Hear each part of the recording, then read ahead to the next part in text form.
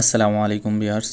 যে অনেক সময় আমাদের মোবাইলে অনেকগুলো জিমেল সাইন ইন করা থাকে, তাহলে এগুলো কীভাবে আমি রিমুভ করতে পারি আজকে তা নিয়ে আলোচনা করব। সেজন্য প্রথমে আমি আমার যে জিমেল আছে, তো আমি এই জিমেলের ভিতরে চলে যাব এখান থেকে।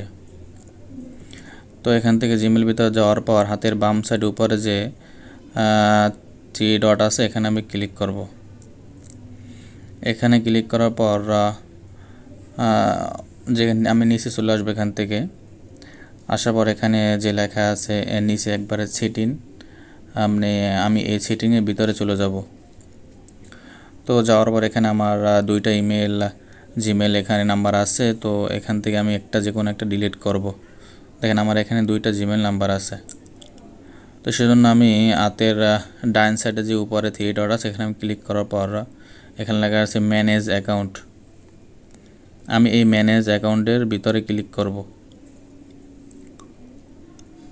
তো ক্লিক করার সাথে সাথে একটা ইন্টারফেস চলে আসবে। এখান থেকে আমি নিচে চলে যাব। নিচে যাওয়ার পর এখানে লেখা আছে গুগল লেখা আছে।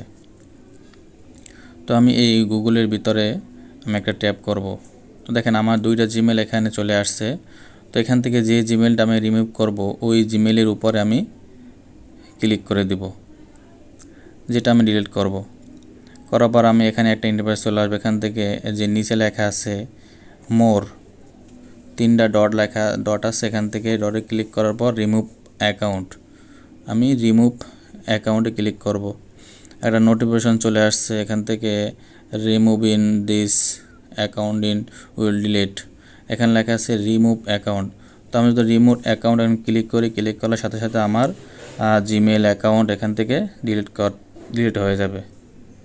Thank you.